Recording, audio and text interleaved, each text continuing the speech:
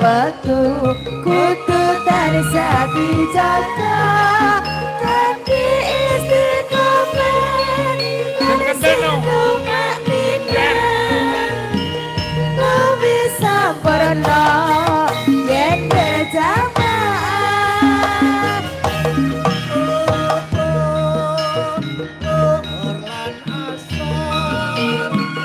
salat saya tingadake tindak mungkar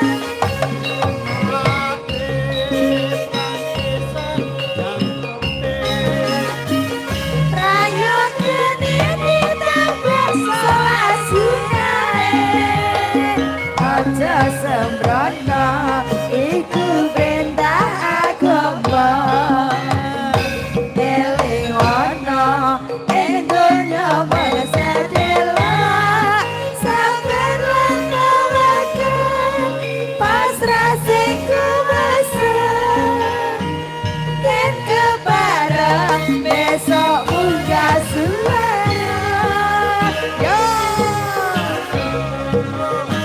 iya iya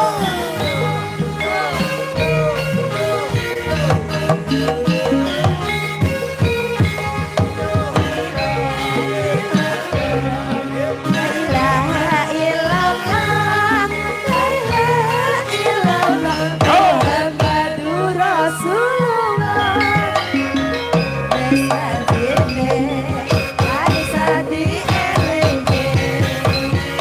besadine, padha nindakake anten wis kumandhang wayahe sembahyang netepi wajah dawuhe pangeran yo salatane jagake agama limang waktu kudu tansah dijaga kanthi istiqomah lan sing tumak nindah luwih sampurna yen berjamaah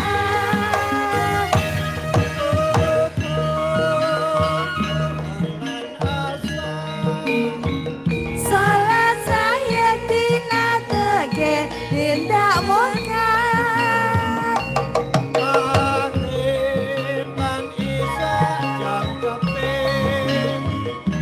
prayogyane ditambah salah sunae aja sembrono iku perintah agama elingono ing donya bangsa delok sabar lan kawakan pasrah sing kuwasa yen kepareng besok munggah surga Matur nuwun. Ah, iki narya pungkasaning gara-gara lagon pepeling, Truk. Iya. Yaene Semar wis paring sasmita kang garing. Ya, supaya aku karo kowe padha sibung sane Ndara Janaka. Oh, ya yen ngono aja nganti ngungkurke karo Bendara. Ya.